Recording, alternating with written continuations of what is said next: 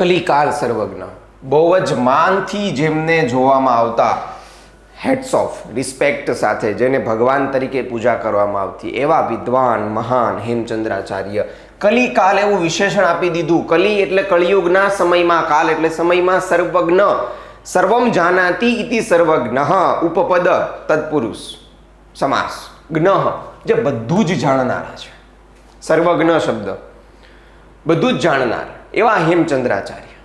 શું છે એમનું બહુ પરિચય તો પૂછા, હા પેલામાં શોર્ટ નોટમાં કદાચ આવી જાય તો જોઈ લો. ચલો, વિક્રમ સંવત 1145માં અમદાવાદ જિલ્લાના ધંધુકા ગામે કાર્તિક પૂનમ, તો પૂનમના દિવસે જ પૂર્ણ વ્યક્તિનો જન્મ થાય છે, આવું યાદ રાખી લેવાનું. પૂર્ણ હોય, પૂર્ણિમાનો ચંદ્ર, ભલે પછી કારતક મહિનો યાદ રહી તો ઠીક છે, નસીબ તમારા, પણ પૂનમના દિવસે જન્મ આટલું તો યાદ રહી જ જાય, કારણ કે પૂર્ણ હતા, વિદ્વાન હતા, બરાબર.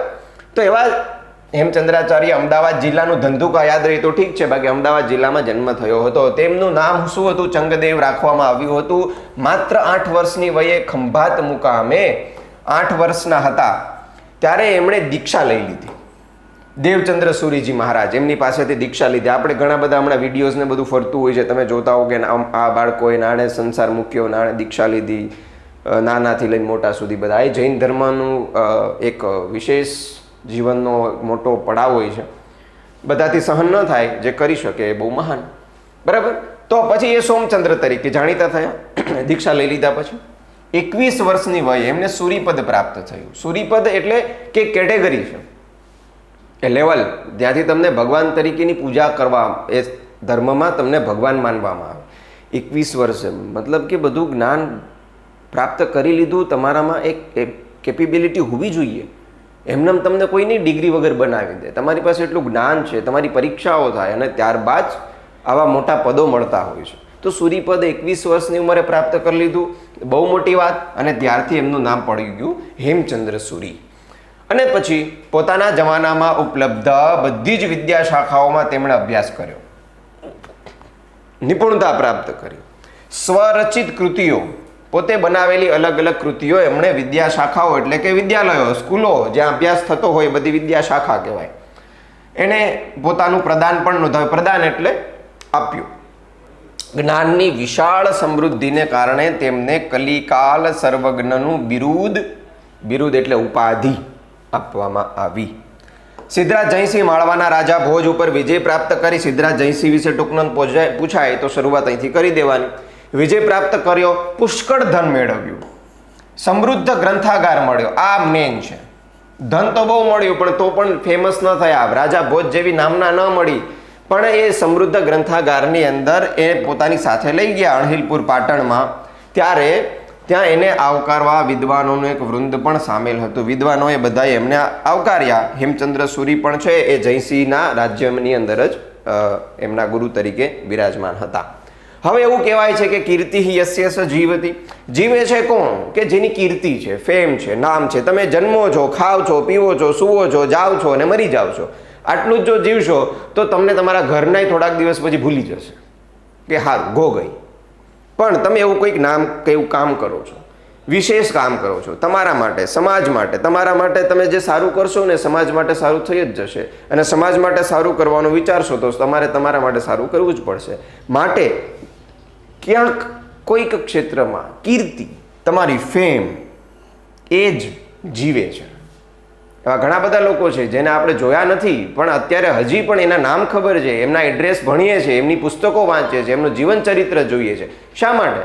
એને કંઈક સમાજને આપ્યું. બાકી રોજના લાખો જન્મે છે, લાખો મરે છે, કોઈની નથી ખબર આપણને. અમુક લોકોને જ આપણે ઓળખીએ છીએ, જે આપણી આંગળીના વેઢે આવી જાય એટલા લોકો છે. શા માટે? કીર્તિ. તો એ જીવે છે, જેની ફેમ છે એ જીવે છે. મૃત્યુ પામેલા હોવા છતાં પણ જીવતો હોય છે. તો અહીંયા કીર્તિ તમારા પૈસાથી નહીં થાય. એવા કેટલાય રૂપિયાવાળાઓ છે કે જે જન્મીને મરી ગયા. એવા રૂપિયાવાળાઓના છોકરાઓ કેટલા છે કે જે જન્મીને મરી ગયા. તો માત્ર ને માત્ર પૈસાઓ ભેગા કરી લેવાથી કે રૂપિયાવાળા થઈ જવાથી, ગમે તેની સાથે ચીટ કરી, ફ્રોડ કરી અને કમાઈ લેવાથી તમારી ફેમ થતી નથી. ખાસ લક્ષ્મી માટે તમારે લક્ષ્મી માટે થઈને ગમે તેટલા તળપાપડ થશો પણ એનાથી ફેમ નહીં મળે. તમને ફેમ, કીર્તિ સરસ્વતીથી જ મળશે. વિદ્યા, જ્ઞાન, વિદ્યાનામ નરસ્ય રૂપમધિકમ સરસ શ્લોક છે આખો. પ્રચ્છન્ન ગુપ્તમ ધનમ વિદ્યા ભોગ કરી યશ સુખ કરી વિદ્યા ગુરુણામ ગુરુનો પણ ગુરુ છે. વિદ્યા બંધુજનો વિદેશ ગમને વિદ્યા પરા દેવતા. વિદ્યા છે ને તમારો મિત્ર છે સૌથી વધારે. જ્યારે પણ વિદેશની અંદર એકલા ક્યાંક ભૂલા પડો, હવે તો મોબાઈલ છે, નહીતર બેટરી લો થઈ ગઈ, તો જ્ઞાન હશે તો જ કંઈક કરી શકશો, નહીતર નહીં થાય. તો એ તમારો સાચો મિત્ર છે. વિદ્યા રાજસુ પૂજ્યતે નતુ ધનમ વિદ્યા વિહીન પશુ. વિદ્યા, રાજાઓ છે ને વિદ્યાની પૂજા કરે, એના સિંહાસનની ઉપર એના ગુરુનું સિંહાસન રાખે. રાજા કરતાં વૈભવ આની પાસે વધારે છે વિદ્યાનો. પોતે ઝૂંપડામાં જ રહે છે, સાદા જ કપડાં પહેરે છે, પણ રાજાથી વધુ સન્માન એ મેળવે છે. બરાબર? તો એ વિદ્યા જરૂરી છે. માટે પૈસા માટે દોડતા નહીં, વિદ્યા માટે દોડજો, પૈસા તો આવી જશે. બરાબર? તો હવે તે વાતને જાણી ચૂકેલો સિદ્ધરાજ હેમચંદ્રાચાર્યને એણે શું કર્યું? વિવિધ સાહિત્ય રચવાની પ્રાર્થના કરી કે ભાઈ હવે મેં રાજા ભોજને જીતી લીધો, એનો ગ્રંથાગાર પ્રાપ્ત કર્યો, પૈસા પ્રાપ્ત કર્યા, જમીન કિલ્લો બધું જ લઈ લીધું, પણ છતાંય રાજા ભોજ જેવી ફેમ મને મળી નથી, હું ફેમસ નથી થયો. શું રીઝન? કારણ કે રાજા ભોજે એક ગ્રંથ બનાવ્યો હતો, વ્યાકરણ ગ્રંથ, સરસ્વતી કંઠાભરણ, હમણાં આવશે ચેપ્ટરમાં. તો એનાથી એ બહુ ફેમસ હતો. સંસ્કૃતનો વૈયાકરણી હતો, સંસ્કૃતનું વ્યાકરણ જાણતો હતો, અને પોતાના રાજ્યમાં પોતે જ બનાવેલું એ સંસ્કૃતનું વ્યાકરણ પોતાની રાજ્યની પાઠશાળાઓમાં ભણાવતા. ત્યાં સિલેબસ તરીકે પ્રયોગ થતો. તો તે ભણી અને લોકો અતિ વિદ્વાન તરીકે ફેમસ થતા. જ્ઞાની જે પણ ક્ષેત્રમાં જાય ત્યારે નામ થાય તમારું. તો આટલું બધું નોલેજ હોવાથી રાજા ભોજના વ્યાકરણને ભણવા દેશ વિદેશથી લોકો પણ આવતા. તો એટલા માટે ભોજ ફેમસ હતો. સિદ્ધરાજ પાસે એવું કંઈ નહોતું જેથી એ ફેમસ થાય. તો હેમચંદ્રાચાર્યને એણે રિક્વેસ્ટ કરી કે તમે કંઈક એવું કંઈક રચના કરો, સાહિત્ય. એને વિશેષ આગ્રહ કરી અને સંસ્કૃત વ્યાકરણ એનો એક અદ્ભુત ગ્રંથ તૈયાર કરાવ્યો. સિદ્ધ હેમ શબ્દાનુશાસન, એની ચર્ચા પણ છે. આર્યો અહીંયા જ છે. સિદ્ધરાજનું સિદ્ધ લગાડી દીધું, હેમચંદ્રાચાર્યનું હેમ લગાડી દીધું, અને શબ્દાનુશાસન એનો અર્થ થાય શબ્દ પ્લસ અનુશાસન. અનુશાસન એટલે ડિસિપ્લિન. શબ્દ, વર્ડ્સ, વ્યાકરણ શું છે? દરેક ભાષાનું વ્યાકરણ છે એ શબ્દનું અનુશાસન તો છે, શબ્દનું ડિસિપ્લિન. કોણ કર્તા છે, કોણ કર્મ છે, કોણ ક્રિયા છે, ક્યાં કર્તાનો ક્રિયા સાથે સંબંધ છે, કયો પુરુષ છે, કયું વચન છે, વોટ એવર. બરાબર? તો આ બધી જ વસ્તુઓ એમાં આવે છે. તો સિદ્ધ હેમ શબ્દાનુશાસન. પૂરપાટ ગતિએ ચાલતી આપણી કારની અંદર વચ્ચે વચ્ચે આવા સ્પીડ બ્રેકરો પણ જરૂરી છે, નહીંતર ઘણી વખત આપણે ગાડીની ઓવર સ્પીડમાં ને સ્પીડમાં ક્યાંક એક્સિડન્ટ કરી દઈએ છીએ. બરાબર? તો આપણું એક નાનકડું સ્પીડ બ્રેકર હતું, એ દૂર થઈ ગયું છે, ફરીથી આવી જોઈએ. તો શબ્દાનુશાસન, આ બધા વ્યાકરણો શબ્દનું અનુશાસન છે. તો એ શબ્દાનુશાસન તરીકે સિદ્ધ એટલે ભાઈ ફેમસ તો થવું હતું ને, એટલે સિદ્ધ પેલું લગાડી દીધું, કારણ કે એણે વાત કરી. હવે ગુરુ છે, મહાન છે, માટે હેમ એ આગળ લાગે પાછળ લાગે એને એનાથી કોઈ મતલબ નથી. જે જ્ઞાનથી વૃદ્ધ હોય ને એને પડી ન હોય કે ચોપડામાં પોતાના નામ લખે. જો પહેલાંના જેટલા પણ ગ્રંથો રચાણા ને, કોઈ કવિ, કોઈ લેખક એનો અતોપતો મળતો જ નથી, કારણ કે એમણે એટલી મહાન બુકો બનાવી, ક્યાંય પોતાનો એડ્રેસ નથી લખ્યો, ક્યાંય પોતાનું નામ ઇવન નથી લખ્યું. એ તો બીજા ગ્રંથોનો સહારો લઈને ખબર પડી કે આના નામ છે. અત્યારે તો શું હોય છે? નામ, સરનામું, હું ભણ્યા, ડિગ્રી, ફિગ્રીન, ફળ, આમ લખી નાખે, ઢગલો કરી નાખે. ખરેખર જે મૂર્ધન્ય વિદ્વાનો છે એવું નથી કરતા, અને આપણો ઇતિહાસ એનો સાક્ષી છે. તો હવે ગુજરાતના સાંસ્કૃતિક ઇતિહાસની આ ઘટનાને ધ્યાનમાં રાખી અને પ્રસ્તુત પાઠ છે એ તૈયાર કરવામાં આવેલો છે. તો જોઈએ હવે જે આપણે ચર્ચા કરી છે એ જ આખો પાઠ છે, એટલે બહુ વાર નહીં લાગે. પોતાની કીર્તિ જાળવી રાખવાની ઈચ્છા ધરાવનાર પ્રત્યેક માણસે સાહિત્યની ઉપાસના કરવી જોઈએ. સાહિત્યની ઉપાસના એટલે ઇન ધ સેન્સ ઓફ કે સાહિત્ય, વિદ્યા, જ્ઞાન ક્યાંક કંઈક આવડવું જોઈએ. બે માણસની વચ્ચે ઊભા છો ને કોઈક સલાહ પૂછે છે, નહીં આવડતું, ભોઠા લાગશો. બરાબર? તો જ્ઞાન જરૂરી છે, અને જ્ઞાની હશો તો જ પૂછશે, બાકી કોઈ પૂછશે જ નહીં. એને પૂછવું નહીં. વિક્રમસ્ય વિક્રમની દ્વાદશ્યામ શતાબ્દ્યામ, સંખ્યાવાચક વિશેષણ શતાબ્દી દ્વાદશી, 12મી સદી. સિદ્ધરાજ જયસિંહ માલવ વિજયમ કૃતવાન, માળવા વિજય પ્રાપ્ત કર્યો. કર્તરી ભૂત કૃદંત. વિજયાનંતરમ, વિજય પ્રાપ્ત કર્યા બાદ જયસિંહ નૃપતે યશોવર્માનું બધું ધન ગૃહિત્વા બધું ધન લઈ લીધું યશોવર્મા એટલે ભોજ.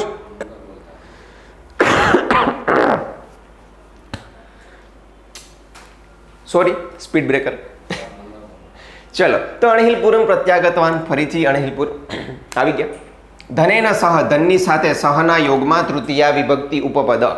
ધનની સાથે ત્યાંનો તત્રત્ય ગ્રંથાગારોપી તસ્ય હસ્તગત જાત કર્મણી ભૂતકૃદન તહતાતમ. ત્યાંની લાઇબ્રેરી પણ પ્રાપ્ત કરી. અસ્મિન ગ્રંથાગારે, આ પુસ્તકાલયમાં, સપ્તમી એક વચન, બહવહ અનુપમાહ, ખંડાકાર છે, સાયલેન્ટ અ, ઘણા બધા અનુપમ, અદ્વિતીય, અલૌકિક, સુંદરમાં સુંદર એવા ગ્રંથાહ આસન, ઘણા બધા ગ્રંથો હતા. તે શું? તેમાં સપ્તમી બહુવચન, કારણ કે ઘણા બધા હતા, એમાં ભોજેન વિરચિતમ સરસ્વતી કંઠાભરણ નામના, સરસ્વતી કંઠાભરણ નામના એટલે નામનું, પ્રસિદ્ધ ભોજ વ્યાકરણમ અપી એકતમમ આસીત, એક અદ્વિતીય એવું ભોજ વ્યાકરણ પણ હતું. હવે એકદા, એક વખત સિદ્ધરાજ જયસિંહ વિચાર પથમ આરૂઢ, વિચારના રસ્તે ચડ્યો. આરૂઢ એટલે ચડ્યો. સહ ચિંતય, તેણે વિચાર્યું. શું વિચાર કર્યો? કે માલ વિજય તો મેં પ્રાપ્ત કર્યો, અહમ ધનસ્ય સ્વામિત્વ પ્રાપ્તવાન, મેં ધનનું સ્વામિત્વ તો મેળવી લીધું, પણ તસ્ય ગ્રંથાગાર અપી મયા પ્રાપ્ત, મેં ત્યાંની લાઇબ્રેરી પણ પ્રાપ્ત કરી લીધી. પરંતુ ભોજ વ્યાકરણેન, ભોજ વ્યાકરણથી ભોજની યાદૃશી કીર્તિ, યાદૃશી અને તાદૃશી, જો આ શું છે? અવ્યયો છે. યથા તથા, યત્ર તત્ર, યેન કેન, યાદૃશી તાદૃશી. જેવી કીર્તિ વર્તતે, જેવી ફેમ એની છે એવી મારી ન વર્તતે, તો ન પ્રાપ્તા, એવી મને કીર્તિ મળી નથી. અતઃ એતાદૃશમ કિમપી કરણીયમ, એવું કંઈક કરવું જોઈએ. અનિયમ વિદ્યર્થ કૃદંત, યેન, જેના દ્વારા, મદીયા કીર્તિ અપી, મારી પણ ફેમ એવી, તાદૃશી, તેના જેવી, ભવેત, કોના જેવી? યાદૃશી ભોજસ્ય અસ્તિ, જેવી રાજા ભોજની કીર્તિ છે એવી કીર્તિ મારી પણ થાય. મારે કંઈક એવું કરવું જોઈએ. જો હેમચંદ્રાચાર્યજી છે આ. અને એમણે શું કર્યું? એવમ વિચાર્ય, એવો વિચાર કરી અને એ જૈન મુનિ ના આચાર્ય હેમચંદ્રને પ્રાપ્તવાન, મળ્યા. નિવેદિતવાન, જો રાજા છે ઓર્ડર નહીં કર્યો, નિવેદન કર્યું. રિસ્પેક્ટ તો હતી જ આપણા સંસ્કૃતિમાં પહેલેથી જ, નિવેદન કર્યું. અઈ આચાર્ય વર્યાહ, જ્યારે પણ જો ગુરુજનો હોય ને, એક ગુરુ છે પણ એ ગુરુ છે, માનવાચક છે, ત્યારે હંમેશા એના માટે બહુવચનમાં પ્રયોગ થાય. ભવિષ્યમાં ક્યાંક સાંભળો ને તો આશ્ચર્ય ન પામતા કે એક છે તો એ બહુવચન શા માટે? ક્યાંક મળશે ભવિષ્યમાં કોઈક સભાઓ, કોન્ફરન્સ, વોટેવર ક્યાંક એટેન્ડ કરશો ને તો અહીં આચાર્ય વર્યા, એક જ છે પણ બહુવચન વાપર્યું. તેન ભવંત ભોજ વ્યાકરણ સદૃશમ, ભોજ વ્યાકરણ જેવું વ્યાકરણ વિરચયંતુ, જો તું તામંતુ બહુવચન છે, તમે કંઈક એવું ભોજ વ્યાકરણ જેવું વ્યાકરણ બનાવો. યેન, જેના દ્વારા, ભવતામ, તમારી, મમ, મારી, કીર્તિ, ફેમ, નામ, અમરા ભવેત, અમર થાય. લાંબા સમય સુધી ચાલે, હજી ચાલે છે, હે ને? 12મી સદીનું હજી ચાલે છે. સિદ્ધરાજ જયસિંહનું આ નિવેદન છે, એ નિવેદનથી પ્રેરિત થયા. અને હેમચંદ્રાચાર્ય, એક જ છે જો, પણ બહુવચન, કારણ કે વિદ્વાન છે. એકમ અપૂર્વમ, અદ્ભુત એવા વ્યાકરણ ગ્રંથની રચના કરી. વાન વંતો વંત, આ ખાસ યાદ રાખજો. વાન વંતો વંત, અહીંયા તહ સમજી અને કર્તરી કરી ન નાખતા, કર્મણી ન કરી નાખતા, તહતા તમ. આ વાન જે છે કર્તરી, એનું બહુવચનનું રૂપ છે. વાન વંતો વંત, રચિતવાન રચિતવંતો રચિતવંત. બરાબર? ખાસ કર્મણી હોય ને એમાં મૂળ ધાતુ પછી સીધો તહ હોય, એટલે કદાચ આ રચિત હોય ને તો અહીંયા રચિત એવું આવે. જો કર્મણીનું રૂપ હોય તો એ તહ, પણ અહીંયા રચિત વન છે વચ્ચે, છે ને? ખાદિત, તો ખાદ મેન ધાતુ પછી સીધો તહ, પણ ખાદિત વંત હોય ને, ખાદિત વંત, તો અહીંયા વન છે વચ્ચે, તો એ શું થઈ ગયું? કર્તરીનું બહુવચનનું રૂપ છે. બરાબર? આ વિશેષ આવ્યું છે માટે સમજાવી દીધું. પરીક્ષામાં આમાં કન્ફ્યુઝન ન થાય, પછી તહતા તમ કરી આવતા નહીં, કદાચ લેવલ કાઢે તો સમજી જવાનું. સિદ્ધ હેમ વ્યાકરણમ નામનો એક પ્રસિદ્ધ ગ્રંથ વ્યાકરણનો બનાવ્યો. આ વ્યાકરણ ગ્રંથની અંદર શું છે? 8 અધ્યાયો છે. એમાંથી પહેલા 6 અધ્યાયોમાં સંસ્કૃતનું વ્યાકરણ છે. પહેલા 6 ની અંદર 6+2, પહેલા 6માં સંસ્કૃત અને બીજા 2માં પ્રાકૃત ભાષા. પ્રાકૃત ભાષા એટલે કે ગ્રામીણ લેવલની જે ભાષા બોલાતી હતી એને પ્રાકૃત ભાષા કહેવાય. તો એનું વ્યાકરણ પણ રચ્યું. તો ખાસ ક્યાંક પ્રશ્ન આવી જાય, પહેલા ગ્રંથની અંદર પહેલા 6માં કયું વ્યાકરણ છે અથવા બીજા 2માં કયું છે, તો એ અધ્યાયો ખબર હોવા જોઈએ. બરાબર. હવે હેમચંદ્રાચાર્યની વાત કરે છે. 1 લાખ જેટલું એમણે સાહિત્ય રચ્યું. લક્ષ શ્લોક પરિમિતમ, ઘણું બધું વિરચિતમ. અસ્મિન સાહિત્યે અભિધાન ચિંતામણી નામનો કોશ ગ્રંથ. કોશ ગ્રંથ એટલે શબ્દકોશ, જેને આપણી ભાષામાં આપણે ડિક્શનરી કહીએ છીએ, અંગ્રેજોની ભાષામાં. આપણી નહીં, અંગ્રેજો આવે ત્યાં જ મન તો પારો છટકી જાય મારો. કોશ ગ્રંથ, એક ડિક્શનરી બનાવી સંસ્કૃતની, અભિધાન ચિંતામણી જેનું નામ. ચાલુક્ય વંશોત્કીર્તનમ, એ એમણે સંસ્કૃત અને પ્રાકૃત આ 2 ભાષાનો આશ્રય લીધો અને મહાકાવ્યની રચના કરી, જેમાં ચાલુક્ય વંશ તમે એસએસમાં આવતો હશે, એ વંશનું વર્ણન કર્યું. તો પહેલાના કવિઓ એવું જ કરતા કે જે મહાન રાજાઓ થઈ ગયા, એમને સારા કામ કર્યા હોય, તો એની કામને ફેમસ બનાવવા માટે થઈ અને લખતા. એમના જીવન, એમનું કવન, એમની પ્રવૃત્તિઓ, એ બધું જ લખતા. તો ચાલુક્ય વંશોત્કીર્તનમ તો કયો ગ્રંથ છે કે જે 2 ભાષામાં લખેલો છે? 2 ભાષાનો, સંસ્કૃત અને પ્રાકૃત બેયનો સહારો લીધો, ચાલુક્ય વંશ. અને પછી બનાવ્યું એમણે કાવ્યાનુશાસનમ નામનું અલંકાર શાસ્ત્રીય. જો ઓલું શબ્દાનુશાસન હતું સિદ્ધ હેમ, આ કાવ્ય પ્લસ અનુશાસન. તો કાવ્ય અનુશાસન એટલે શું? અલંકાર. કાવ્યોને કેમ બનાવવા, છંદમાં શું આવે, એ બધું જ એનું અનુશાસન. અલંકારો, છંદનું અલગ છે, આ અલંકાર માટે કાવ્યનું અનુશાસન. અલંકારો એટલે ખબર છે ને, ઉપમા ને ઉત્પ્રેક્ષા ને વ્યતિરેક ને આ બધું તમે ભણ્યા છો.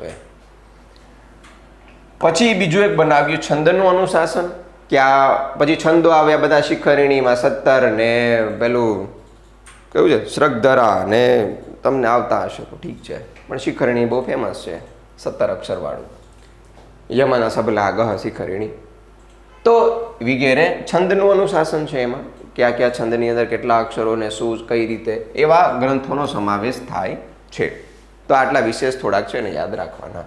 ગુર્જર પ્રદેશે, ગુજરાત પ્રદેશની અંદર લબ્ધજની, જેને પ્રાપ્ત કરી લીધો છે જન્મ, લબ્ધ તહતાતમ, તનો જગ્યો ધ કર્મણી. અયમ હેમચંદ્રાચાર્ય ન કેવલમ ગુર્જર પ્રાંતે અપિતુ, ખાલી ગુજરાતમાં જ નહીં, સમગ્રે બધા જ સંસ્કૃત સાહિત્યની અંદર, સંસ્કૃત સાહિત્ય રૂપી આકાશમાં સૂર્યવત પ્રકાશતે, સૂર્યની જેમ પ્રકાશમાન છે. વાનવતી, વાનવતી વત કર્તરી, બરાબર. તો સૂર્યની જેમ પ્રકાશિત છે. ખાલી ગુજરાતમાં જ નહીં, પણ સંસ્કૃત સાહિત્ય રૂપી જે આખું આકાશ છે, તો સંસ્કૃતનું જેટલું સાહિત્ય છે ને, એને આકાશને ઉપમા આપી દીધી. અને એની અંદર સૂર્યની જેમ, મતલબ આકાશમાં સૌથી પ્રધાન કોણ છે? મુખ્ય સૂર્ય છે. તેમનું આ સાહિત્ય સૂર્યની જેમ પ્રકાશિત છે આખા સંસ્કૃત રૂપી આકાશમાં. સમાસમ, સમસનમ સમાસઃ, માલવ વિજયમ માળવાનો વિજય, ષષ્ઠી બહુવચનમ ષષ્ઠી તત્પુરુષ. ગ્રંથાનામ આગારઃ, ગ્રંથોનો આગાર એટલે ગ્રંથોની લાઇબ્રેરી, જ્યાં ગ્રંથો રાખવામાં આવે છે તે. તો નોની નુના ષષ્ઠી તત્પુરુષ. હવે અહીંયા છે હસ્તમ ગતઃ, આ એક વિશેષ આવ્યું. જવાનો અર્થ હોય જ્યારે ગત, ગત એટલે ધાતુ તો ગચ્છ વાળો છે, ગચ્છતી એનું જ છે, ગતઃ કર્મણી છે. તો એની સાથે હંમેશા દ્વિતીય વિભક્તિનો પ્રયોગ થાય છે. આ નિયમ છે, તમારે નિયમ યાદ નથી રાખવાનો. હસ્તમ ગતઃ દ્વિતીય તત્પુરુષ, આ તમારે યાદ રાખવાનું છે. હસ્તગતઃ શબ્દ શું છે? હસ્તગતઃ. બરાબર. અનુપમા ન વિદ્યતે ઉપમા યસ્ય, જેની કોઈ ઉપમા આપી શકાય જ નહીં તેવું. અનુપમ બહુવ્રીહી, જેની ઉપમા ના આપી શકાય તેવું. તો તમે એવા કોઈ સારા કામ કરો તો તમે અનુપમ કહેવાઓ. બરાબર. અનુપમ, જેની ઉપમા ના આપી શકાય. વિચારસ્ય પંથાહ, વિચારનો રસ્તો, તો નોની નુના ષષ્ઠી. વ્યાકરણનો ગ્રંથ ષષ્ઠી. લબ્ધજનિ, જેણે પ્રાપ્ત કર્યો છે જન્મ તેવા, તો લબ્ધજનિ અયમ. હેમચંદ્રાચાર્યની વાત છે અહીંયા, તો બહુવ્રીહી. સંસ્કૃત સાહિત્ય નો સ્ય આકાશ ષષ્ઠી તત્પુરુષ. કોઈ નથી, બધા સહેલા છે, 2 3 4 છે. એમાં મુખ્ય 2 છે, એક દ્વિતીયા વાળું, એક લબ્ધજનિ બહુવ્રીહી વાળું. બાકી તો અનુપમા. આમાં ખાસ યાદ રાખજો, આ અનુપમામાં તમારાથી નહીં તત્પુરુષ ન થઈ જાય અ જોઈને, કારણ કે આપણી બુકની અંદર જે આપેલો છે આપણે એને જ માન્ય રાખવાનો. અનુપમ શબ્દનું બહુવ્રીહી આપ્યું છે તો બહુવ્રીહી કરવાનું. બરાબર. એટલા માટે દરેક ચેપ્ટરનું સમાસ કરાવવાનું રીઝન આ જ છે મારી પાસે. બરાબર. સરસ. 10. હેમચંદ્રાચાર્ય કેટલું સાહિત્ય રચ્યું? લક્ષ શ્લોક પરિમિતમ. તરત આવી જવું જોઈએ જવાબ. હવે તો કોશ ગ્રંથનું નામ શું છે? ભટ્ટી, કાવ્ય, અમરકોશ કે અભિધાન? આ 3માંથી એકય નથી, તો અભિધાન. ગ્રંથાગાર પી કીર્તિ વર્તતે વ્યાકરણ ભવ્યસ્તિ પ્રાકૃત ભાષાણામ ચ લબ્ધજનિ. આમાં બધા જ આવડે છે તમને. કર્તરી ભૂતકૃદનના પ્રયોગ કરવાના છે, આપણે કરવાના નથી, આપણે તો ખાલી ઓળખવાના છે. વાનવતીવત. અભિધાન ચિંતામણી એક કોશ ગ્રંથ. આ તમને 12મા ચેપ્ટરનું ભણાવી દીધેલું છે.